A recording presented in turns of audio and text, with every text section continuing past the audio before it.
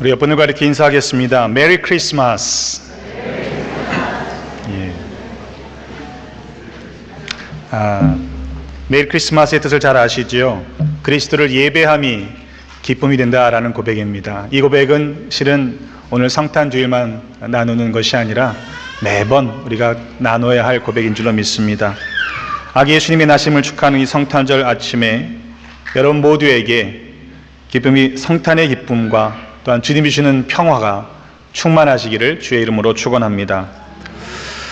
분명히 크리스마스는 그리스도를 예배한다라는 뜻, 그것이 즐겁다라는 고백이어야만 하는데 어찌된 일인지 정작 이 성탄절에는 예수님을 예배하는 일들이 점점 사라져가고 있습니다. 쇼핑몰에 가보면 사랑하는 사람들을 위해서 선물을 준비하기 위해서는 바쁘고 또 주차장마다 차들이 가득 차 있는 것을 보게 됩니다. 하지만 그리스도를 예배하는 성탄절에는, 성탄절 아침에는 많은 교회들이 오히려 교회 문을 닫고 있는 것을 자주 보게 됩니다. 아마 5년 전쯤으로 기억됩니다만 성탄절이 오늘처럼 주일과 겹쳐졌던 때가 있죠. 많은 미국 교회들이 성탄절이 주일이기 때문에 주일 예배를 드리지 않겠다고 마치 그것이 잘하는 양 선전을 했습니다. 실제로 성탄절과 주일이 겹쳐졌기 때문에 주일 예배를 드리지 않았던 적지 않은 교회들이 있었습니다. 이유는 성탄절은 가족들과 함께 보내는 절기 때문이라는 이야기였습니다. 어쩌면 오늘도 성탄절이 주일이기 때문에 주일 예배를 드리지 않는 교회가 있는지 모르겠습니다. 근데 여러분 한번 생각해 보십시오. 생일의 주인공이 빠진 생일 파티, 이게 과연 가능한 일인가 말입니다. 또 어떤 사람들은 12월 25일이 예수님께서 태어나신 날이 아니다라고 말하기도 합니다. 맞는 말이죠. 우리는 예수님께서 정확하게 몇 날, 몇 시에 태어나셨는지를 알지 못합니다. 그 말은 예수님께서는 아무도 관심하지 않는 곳에서, 구유에서 초라하게 태어나셨다는 말입니다. 그래서 그 때를, 그 시를 그 누구도 기억하고 있지 못한 것이죠. 때문에 그리스도인들은 예수님의 탄생의 때를 추정해서 오늘 주님의 탄생의 날로 정하고 축하하고 있는 것이죠. 하지만 우리가 예수님의 탄생의 정확한 날과 시를 알지 못한다고 해서 주님의 탄생을 부인할 수는 없는 일입니다.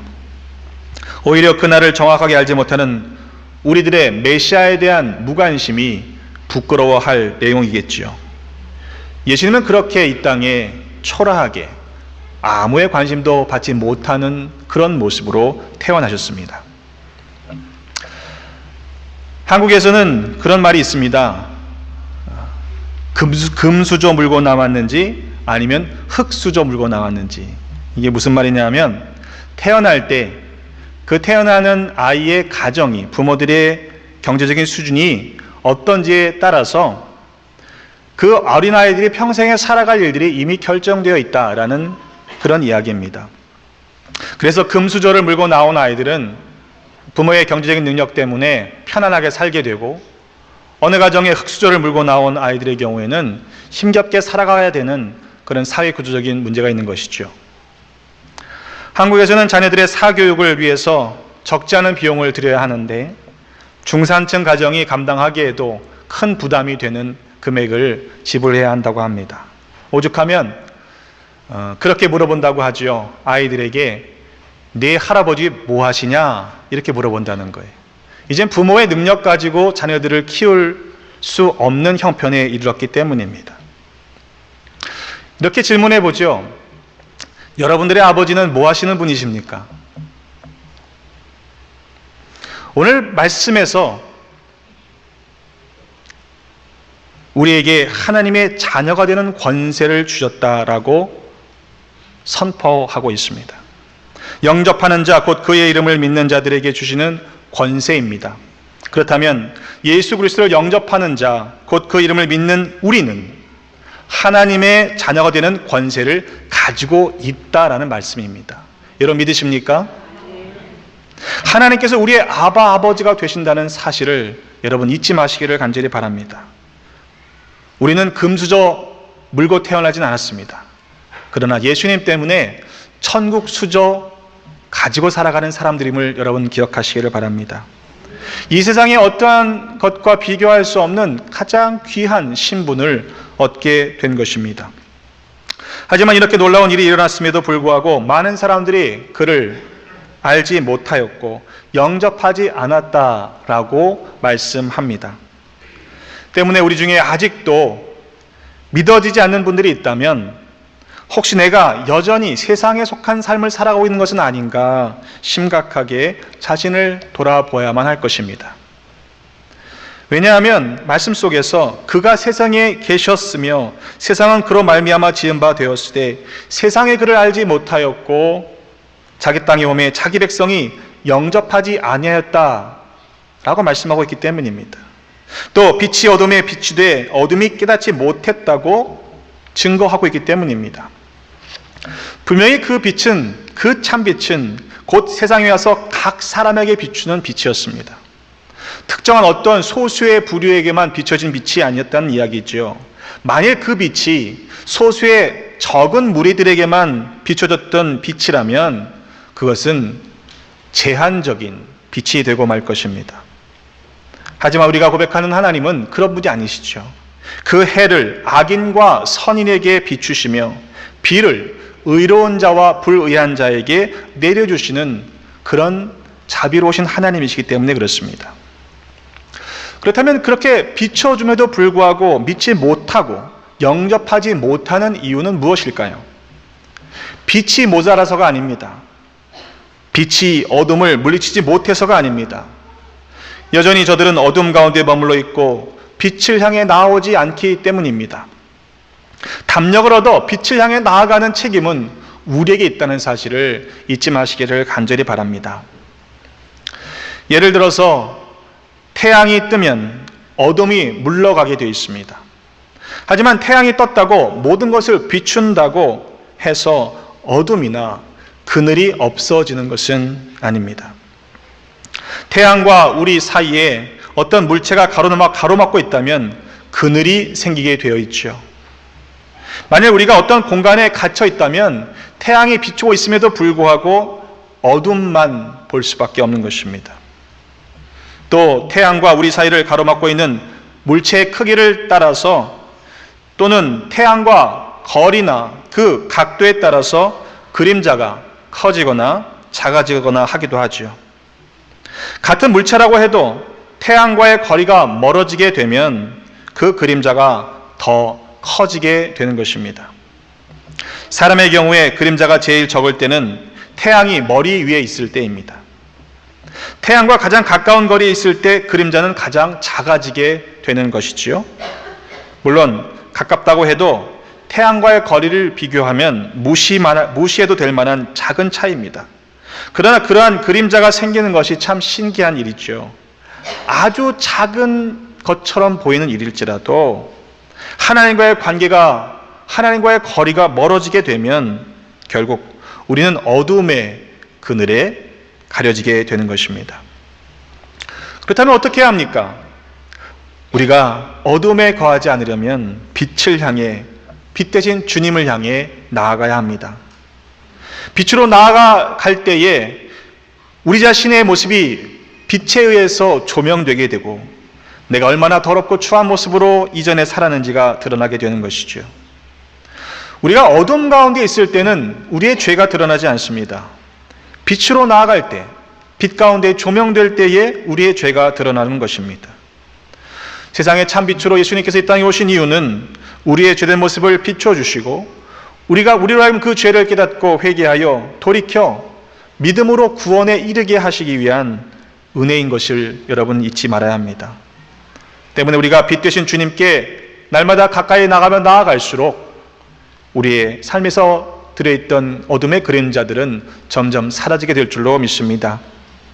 바라기는 우리 모두가 주님께 한 걸음 한 걸음 나아가시기를 주님의 이름으로 축원합니다. 때로는 내 모습이 진짜로 드러날까 두렵기도 하죠. 그래서 때로 뒤로 물러설 때도 있습니다. 그러나 우리가 뒤로 물러서지 말아야 할 이유는 여전히 우리 가운데 죄성이 남아있을지라도 주님 앞에 나아갈 때 하나님께서는 자비로우셔서 그 숨어있던 죄성들을 밝히 드러낼 때에 우리를 하여금 회개하고 용서받을 수 있는 그 구원의 은혜를 저버리지 않으시는 분이시기 때문입니다. 우리가 어떠한 모습으로 나아가도 받아주시는 사랑의 하나님이심을 여러분 믿어 의심치 마시기를 간절히 바랍니다. 주님께 어떤 모습으로 나아갈지라도 받아주십니다. 그러나 그대로 두시지 않고 더러운 모습 그대로 두시지 않고 우리를 깨끗하게 해주시는 은혜를 여러분 모두가 더 풍성히 경험하시기를 주의 이름으로 축원합니다. 마지막으로 우리가 생각해야 할 것은 하나님의 자녀가 되는 권세를 받았다는 것, 그것만 생각할 것이 아니라 하나님의 자녀답게 살아가야 하는 책임이 있다라는 사실을 기억해야만 합니다. 우리말에 부전자전이라는 말이 있죠. 그 아버지의 그 아들이라는 말입니다. 아마 모전여전으로 바꿀 수도 있을 것 같습니다. 그런데 종종 우리 자녀들을 보면요, 그런 생각 드실 때가 있지 않습니까? 저 녀석이 도대체 어디서 나왔어? 어디서 나왔겠습니까? 부모들에게서 나왔죠. 우리가 인정하고 싶지는 않지만 자녀들의 모습을 보면 실제로 부모들의 모습을 그대로 담고 있는 것을 보게 됩니다. 왜입니까? 자녀들은 부모들의 살아가는 모습을 보면서 살아왔기 때문이죠. 때문에 우리들의 모습을 보면 과연 우리들의 모습 안에서 하나님의 모습이 담겨 있는지, 그것이 정말로 우리가 하나님의 자녀라면 드러나야 한다는 것입니다. 우리는 하나님의 형상으로 지음받은 존재이기 때문입니다. 과연 나의 삶에서 내 모습 속에서 하나님을 닮은 모습이 있는지 여러분 살펴볼 수 있기를 간절히 바랍니다. 만일 내 안에 내 삶에 주님을 닮은 모습이, 하나님을 닮은 형상이 나타나지 않는다면 어쩌면 우리는 하나님의 자녀가 되는 권세를 빼앗겼는지도 모를 일이기 때문입니다. 주님께서는 우리에게 그 빛을 비추라고 말씀하고 계십니다. 마태복음 5장 14절로 16절의 말씀에 보면 너희는 세상의 빛이라. 산 위에 있는 동네가 숨겨지지 못할 것이요 사람이 등불을 켜서 말 아래 두지 아니하고 등경 위에 두나니 이러므로 집 안 모든 사람에게 비추느니라. 이같이 너희 빛이 사람 앞에 비치게 하여 그들로 하여금 너희 착한 행실을 보고 하늘에 계신 너희 아버지께 영광을 돌리게 하라. 여러분, 그렇게 영광을 돌리는 삶을 살아가시기를 주의 이름으로 축원합니다. 성탄절이 단지 이 땅에 참빛으로 오신 예수 그리스도의 태어나심만을 기뻐하는 절기로 끝나서는 안 될 것입니다. 과연 우리가 예수 그리스도의 빛을 세상에 비추는 그러한 빛으로 살아가고 있는지 끊임없이 물을 수 있는 기회를 삼아야 할 것입니다. 만일 여전히 우리의 삶의 주변에 어둠만이 있다면 그것은 아직 우리가 주님의 빛 가운데 나아가지 못하고 있다는 말이 될 수도 있기 때문입니다. 세상에는 참 많은 다양한 종류의 빛들이 있습니다. 그러나 그 수많은 빛들 가운데 우리를 살게 하는 생명의 빛은 없죠. 성경은 말씀합니다. 참 빛은 오직 예수 그리스도만이시라고 말입니다. 이번 성탄절이 성탄의 주인공을 빼놓은 우리들끼리만의 이상한 잔치가 되지 않기를 간절히 바랍니다. 우리가 주님의 빛을 반사시켜 비춤으로 말미암아 세상의 어둠을 밝히고 이 땅의 평화의 왕으로 오신 주님을 증거하는 복된 기회로 삼으시기를 주님의 이름으로 축원합니다. 전쟁과 다툼, 시기와 질투를 버리고 이 땅에 평화를 선포하는 복된 그리스도인으로 살아가시기를 주님의 이름으로 부탁을 드립니다.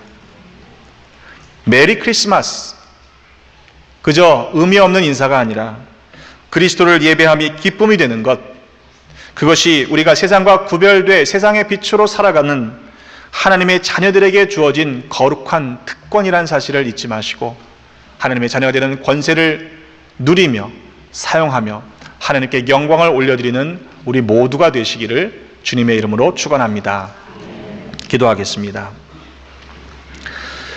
하나님, 우리에게 아들 예수 그리스도를 보내주셔서 우리로 하여금 구원을 받게 하시니 감사드립니다. 또한 하나님의 자녀가 되는 권세를 허락하셨으니 감사드립니다. 그러나 때로 우리 모두가 하나님의 자녀답게 살지 못했던 때가 많았음을 고백하며 회개합니다. 이후로는 하나님의 자녀답게 세상의 빛으로 살아가며 하나님께 영광을 올려드리는 우리 모두가 되게 하여 주옵소서. 이 땅에 참 빛으로 오신 예수 그리스도의 이름으로 기도드립니다.